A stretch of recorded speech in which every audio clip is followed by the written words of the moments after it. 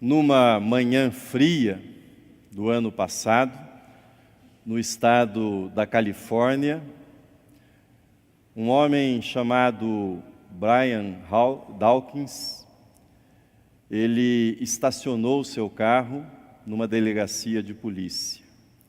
Desceu, caminhou seguramente, passou pela porta da delegacia, se dirigiu à sala de atendimento.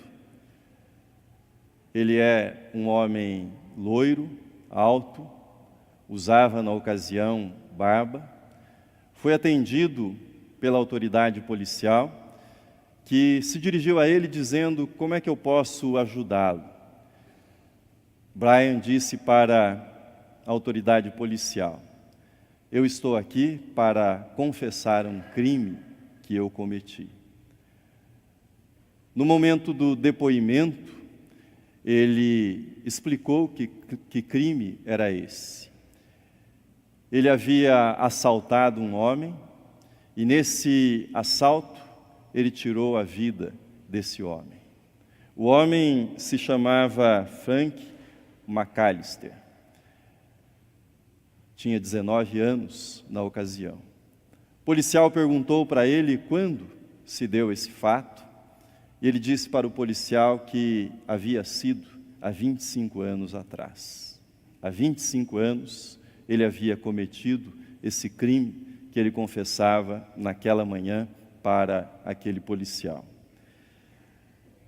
Brian disse com lágrimas o seguinte para o policial: cada minuto dos meus dias tem sido um pesadelo. É muito estranho. Aquele jovem não teve uma vida, mas eu também não tive uma vida desde então. Agora eu tenho 44 anos e ainda não tenho uma vida. E provavelmente não terei uma vida daqui em diante. Eu atravessei, disse ele, eu atravessei o inferno durante toda a minha vida por causa disso. E termina dizendo: eu sei que o erro que eu cometi não pode ser alterado, mas esse passo que eu tomo agora parece ser a coisa mais acertada que eu faço na minha vida desde aquele dia.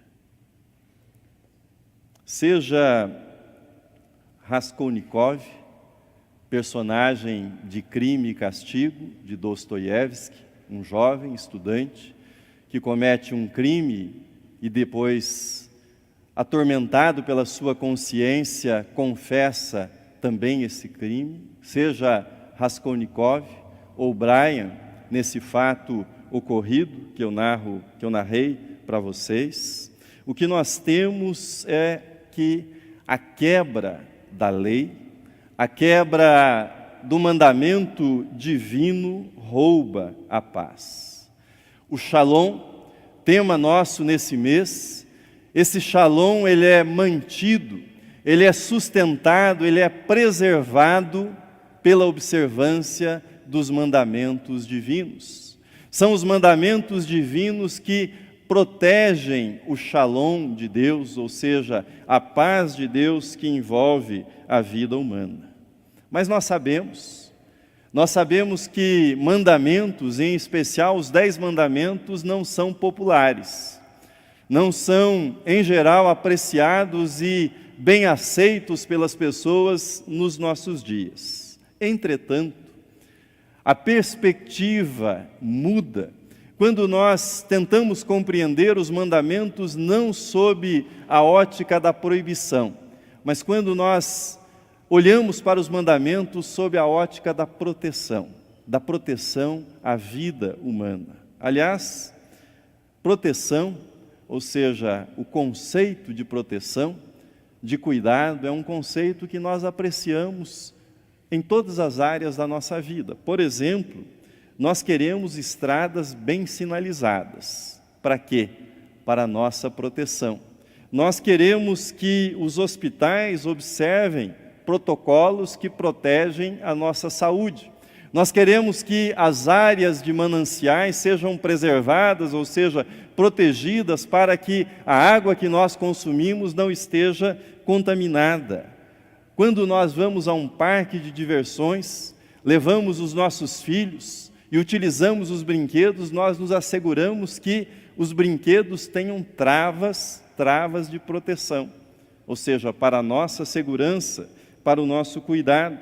Nós queremos que os materiais tóxicos, que eles sejam descartados segundo as normas de proteção, e isso para a nossa segurança. Nós queremos, dizemos isso com toda a tristeza, que as barragens tenham normas mais seguras de proteção e que elas sejam observadas. A vida precisa de proteção. E essa ideia não é uma invenção nossa, essa é uma ideia que vem de Deus, o Criador da vida, o Autor da vida, o sustentador da vida. E essa ideia ficou muito clara quando Deus entregou para Moisés em 2 tábuas de pedras os 10 mandamentos, mandamentos de proteção para a vida. Não proibições, mas mandamentos que visam cuidar da vida, guardar a vida, proteger a vida. A observância da lei divina, ela protege, por exemplo, a nós seres humanos da escravidão, da falsa adoração, que nós chamamos de idolatria.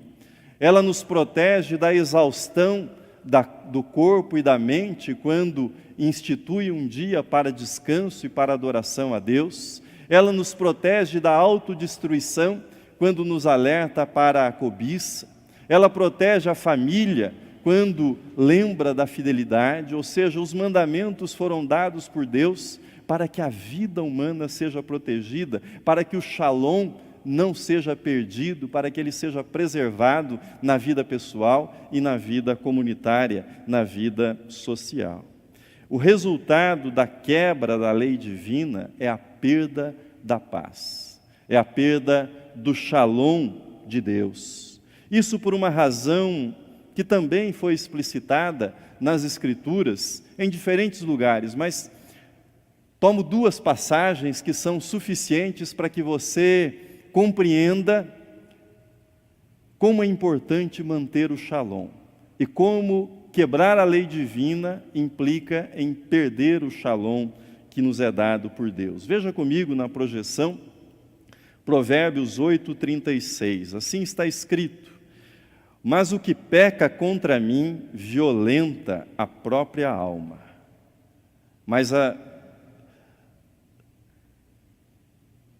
Em Números capítulo 32, versículo 23, com a mesma contundência de Provérbios, na lei está escrito: porém, se não fizerdes assim, eis que pecastes contra o Senhor, e sabei que o vosso pecado vos há de achar.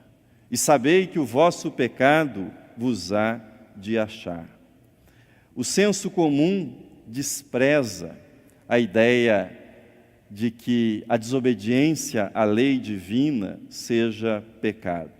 Na verdade, o senso comum trata o tema do pecado como uma invenção do cristianismo para que as pessoas sejam culpabilizadas e as igrejas permaneçam cheias.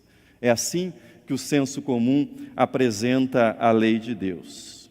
Entretanto, a perspectiva bíblica, como vemos nesses 2 textos, é bem diferente. A lei de Deus não é um elemento estranho ou caprichoso, imposto de dentro, ou melhor, imposto de fora para dentro. A lei de Deus está inscrita no nosso coração. A lei de Deus foi inscrita no coração humano, na consciência humana pelo próprio Deus, e fez isso Deus de uma forma profunda, uma forma da qual nós não podemos nos livrar. Por isso, o texto bíblico anuncia que aquele que peca contra Deus faz um mal a si, antes de fazer um mal ao próximo ou a Deus, ou seja, violenta a sua própria alma. Existe no interior de cada ser humano que ecoa o sim e ecoa o não de Deus. Existe em cada pessoa, na sua consciência, a distinção muito clara: isto é errado, e isto é certo, e foi Deus que fez assim. Foi Deus que instituiu desta forma. Por isso, seja o personagem de Crime e Castigo, personagem de Dostoiévski, ou o homem real, Brian Dawkins, a Escritura se mostra verdadeira em todos os casos. Quebrar a lei de Deus é entrar em tormento. Quebrar a lei de Deus significa perder a paz. Quebrar a lei de Deus significa ter de lidar com esta verdade bíblica. O seu pecado haverá de achá-lo. O seu pecado, ou seja, as consequências dos seus atos, virão sobre a sua vida. Há um episódio na vida de Agostinho, retratado nas Confissões, livro no qual ele reflete sobre os seus pecados. O episódio é o seguinte: Agostinho, já teólogo, bispo, um homem velho, começa a meditar sobre um furto que ele havia cometido na sua adolescência, quando ele tinha 16 anos. Na verdade, num primeiro olhar, parecerá um furto bobo. Agostinho, ao lado de alguns amigos, havia furtado algumas peras. E Agostinho entra num processo de introspecção, tentando entender o que havia ocorrido naquele ato que parecia um ato sem maiores consequências. Veja o que o doutor da igreja, Agostinho, escreveu nas Confissões a respeito desse ato de furtar peras na sua adolescência. O texto está na projeção, você pode acompanhar a reflexão dele. Assim diz: "E eu quis roubar, e o fiz, não por necessidade, mas por falta de justiça e aversão a ela por excesso de maldade. Roubei, de fato, coisas que já possuía em abundância e da melhor qualidade, e não para desfrutar do que roubava, mas pelo gosto de roubar, pelo pecado em si." Prossegue Agostinho: "Eu as colhi somente para roubar, e uma vez colhidas, atirei-as fora para saciar-me apenas com a minha maldade, saboreada com alegria. Se alguma, ou seja, alguma pera, tocou meus lábios, foi o meu crime que me deu sabor." Guarde essa última frase. Foi o meu crime que me deu sabor. O ponto que quero destacar nessa reflexão é o seguinte: poderá haver, sob o ponto de vista da lei humana, aquilo que os especialistas chamam de dosimetria da pena. Ou seja, do ponto de vista humano, tirar a vida de uma outra pessoa é muito mais grave do que furtar peras. Entretanto, do ponto de vista da consciência que responde para Deus, do ponto de vista da consciência que presta contas a Deus, ou seja, a consciência pessoal, o furto, ou às vezes nem o furto, a cobiça de algo, a cobiça, o desejo por algo que está além do seu alcance, isso já será suficiente para violentar a própria alma e para roubar o shalom, para tirar a sua paz diante de Deus, como Agostinho mostra brilhantemente nessa reflexão que reproduzi para vocês. Como é que a fé cristã trata o tema da paz? Como é que a fé cristã trata o tema da perda da paz e da recuperação da paz? Ou seja, o que é que eu devo fazer, sabendo-me pecador, para recuperar a paz que eu perdi por conta do meu pecado, por conta de ter quebrado a lei de Deus? A reparação, seja confessando um crime cometido e entregando-se à justiça, muitas vezes é um recurso. Outras vezes a reparação financeira do mal feito também é um recurso, mas do ponto de vista da fé cristã, a questão é mais profunda. Ou seja, não se trata de cumprir a pena designada pela lei humana, não se trata de reparar aquilo que foi, o dano que foi causado, quando isso está ao nosso alcance. Do ponto de vista da teologia cristã, da teologia bíblica, a questão é mais profunda. Ou seja, como eu retomo a minha comunhão com Deus, como eu fico em paz com Deus, como eu acerto as minhas contas com Deus. No coração da doutrina cristã sobre a paz está a noção que toda quebra da lei é, no fundo e na sua essência, um rompimento da comunhão com Deus, uma quebra e uma ofensa que é feita diante de Deus, e isso produz separação entre o ser humano e o próprio Deus. Não haverá verdadeira paz até que prestemos contas a Deus daquilo que nós fizemos, pois o pecado é sempre contra Deus. Lembremos que foi Deus quem nos criou, Ele quem escreveu no nosso coração as normas contra as quais nós nos rebelamos, ou seja, é na nossa consciência mais profunda que está a noção daquilo que é certo e a noção daquilo que é errado nos nossos atos. Assim, quando nós pecamos, é a Deus que nós estamos desobedecendo, é a Deus que nós estamos ofendendo. Antes de sermos devedores ao nosso próximo, antes de sermos devedores à nossa sociedade, nós somos, sobretudo, na perspectiva bíblica, devedores a Deus. Nós ofendemos a santidade divina, nós ofendemos a justiça divina, e nós não teremos paz se não nos acertarmos com Deus, se não nos entendermos com Deus. Com isso, nós chegamos o versículo central da nossa meditação, que está no texto bíblico que nós lemos, ou seja, como é que eu posso ter paz? Existe alguma forma de resolver esse problema com Deus? Como é que, do ponto de vista bíblico, nós lidamos com isso? Antes de voltar-me para Isaías, deixe-me dizer para você que a igreja cristã, ao longo dos séculos, tem lido Isaías 53 como um texto que narra o sofrimento de Jesus, que trata da morte expiatória de Jesus, que explica aquilo que se deu com Jesus e é narrado nos evangelhos, ou seja, a morte de um inocente, a morte expiatória de Cristo. Com isso em mente, volto para o versículo de número 5 do texto que nós lemos e peço a sua atenção para a projeção. Assim está escrito no 5º versículo que lemos, a respeito de Jesus. Mas ele foi traspassado pelas nossas transgressões e moído pelas nossas iniquidades. O castigo que nos traz a paz estava sobre ele, e pelas suas pisaduras fomos sarados.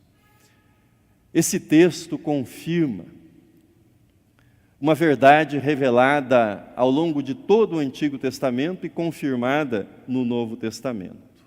Que verdade é essa? Deus exige um preço para o perdão. Deus exige que o pecado seja pago. Deus exige que a ofensa à santidade dele seja paga.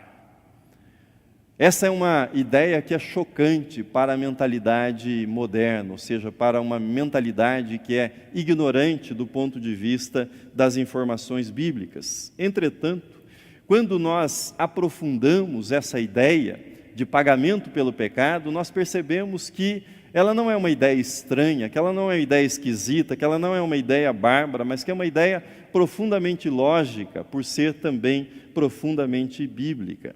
Ilustro isso para você com o seguinte exemplo do dia a dia. Imagine que alguém, seja um amigo, seja um familiar seu, se dirija até você e peça-lhe emprestado o carro. Você concorda, bondosamente empresta o seu automóvel para essa pessoa e logo na saída da garagem essa pessoa derruba o portão. Que coisa chata e desagradável.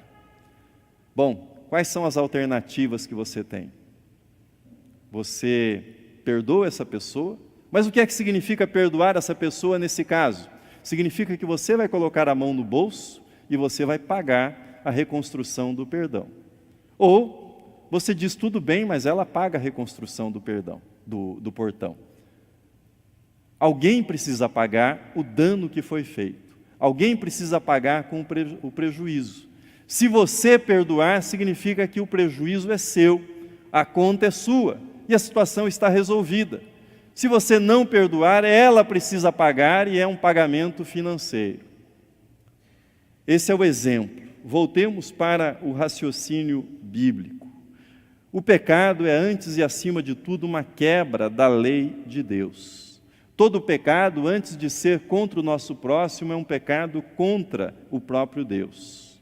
Veja comigo um outro texto de Isaías, capítulo 59, assim está escrito: eis que a mão do Senhor não está encolhida, para que não possa salvar, nem surdo o seu ouvido para não poder ouvir, mas as vossas iniquidades, ou seja, os vossos pecados, fazem separação entre vós e o vosso Deus, e os vossos pecados encobrem o seu rosto de vós, para que vos não ouça.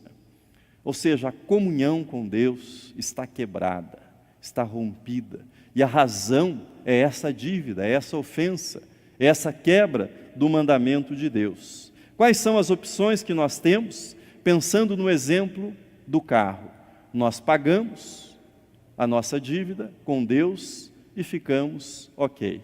Ou Deus nos perdoa, mas o dano está feito e precisa ser reparado. Nesse caso, ao nos perdoar, Deus assume o dano, assume o prejuízo. A cruz é exatamente isso. É Deus nos perdoando. É Deus pagando o preço das nossas ofensas. É Deus pagando o preço pelos nossos pecados. É Deus assumindo o castigo. Não foi isso que nós lemos? O castigo que nos traz a paz estava sobre Ele, estava sobre Jesus na cruz. Sei que talvez você fique escandalizado com essa ideia e você esteja nessa altura pensando mais ou menos o seguinte: Deus não é tão bondoso, porque se Deus fosse realmente bondoso, Ele perdoaria. Jesus não precisaria morrer na cruz. Pois bem, mais um pouco de doutrina nos ajuda nisso. O Deus cristão é o Deus trino, Pai, Filho e Espírito Santo. Portanto, aquele que foi à cruz é o próprio Deus. É o próprio Deus na sua manifestação como Filho, encarnado como Filho. Ou seja, Deus não exigiu que um outro humano, mas Ele se fez humano e Ele assumiu o prejuízo, Ele assumiu as nossas dores, Ele assumiu as nossas ofensas em si mesmo, para que nós pudéssemos receber o perdão, para que nós pudéssemos receber a justiça. Isso é doutrina cristã, essa é a compreensão cristã do perdão. Veja o que o teólogo e pastor Tim Keller escreveu a esse respeito. O texto está na projeção. Ele diz: Deus não infligiu sofrimento a outrem, mas ao contrário absorveu na cruz a dor, a violência e o mal do mundo.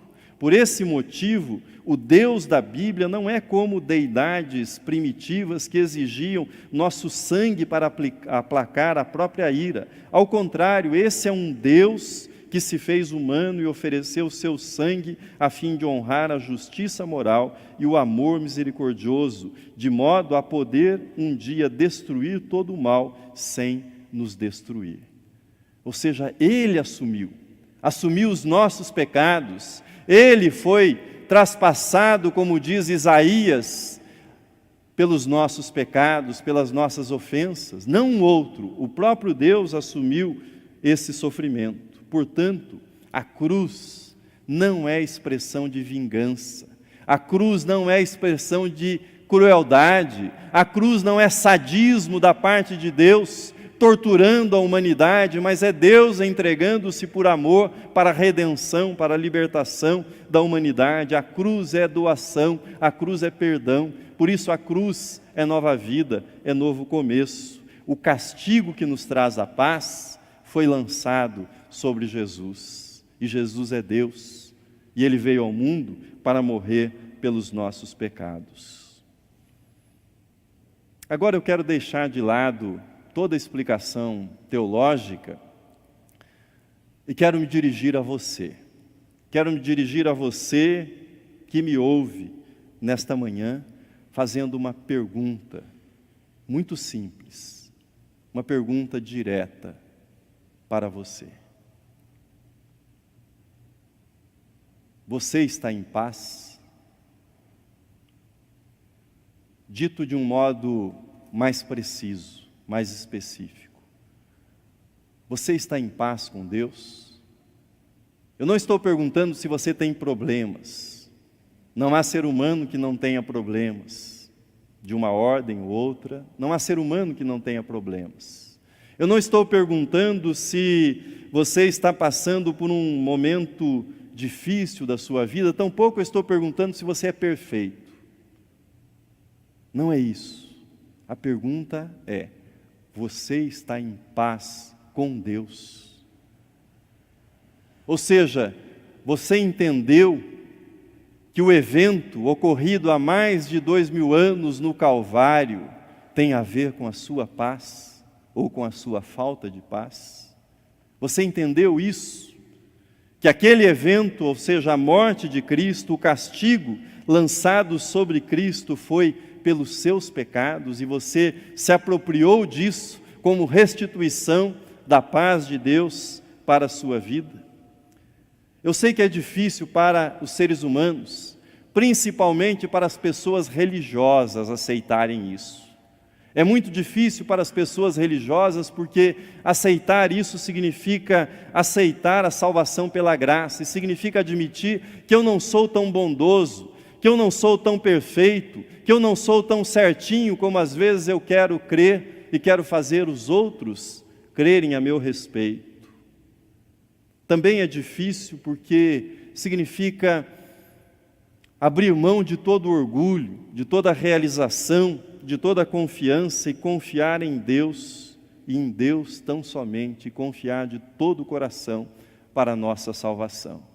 Mas isso é o que traz paz, e paz que excede a todo entendimento para a nossa vida. Não há outro caminho, não há outra solução para a perda de paz. Somente Cristo restitui a nossa paz, porque Ele levou o castigo que nos traz a paz. Não há outro caminho para encontrar paz, não há outro caminho para encontrar a paz profunda que nós encontramos nele somente. Encontramos paz em Cristo, aquele que recebeu o castigo, aquele que pagou o preço pelos nossos pecados. Pergunto novamente: você está em paz? Você está em paz com Deus nessa manhã, nesse momento da sua vida? Quero dizer para você que chega um momento que você precisa parar de lutar. Chega um momento que você precisa se render.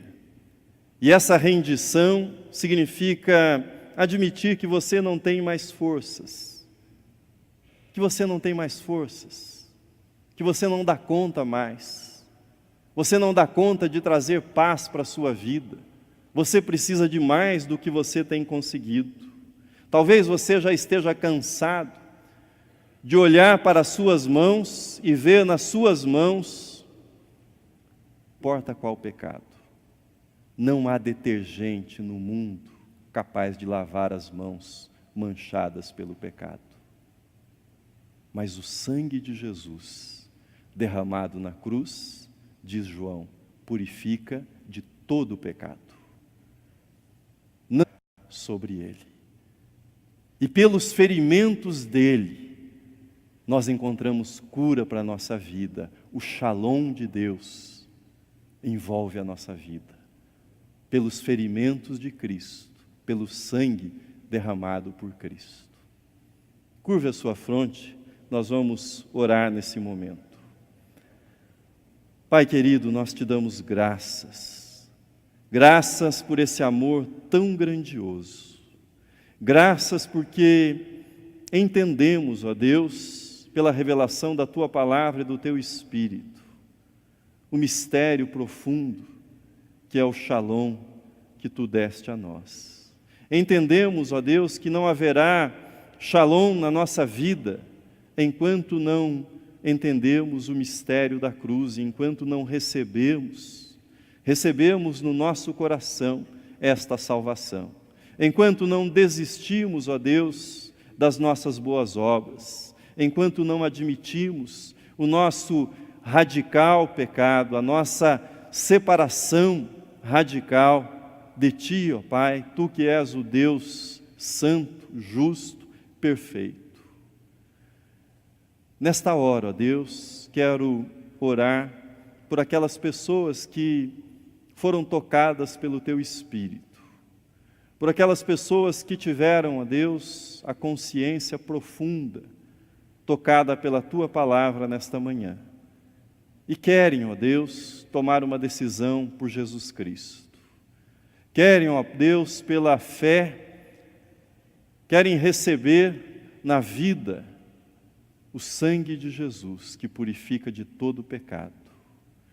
Aqueles, ó Deus, que estão cansados do peso, do fardo que carregam, e querem lançar nesta manhã este fardo aos pés de Cristo Jesus.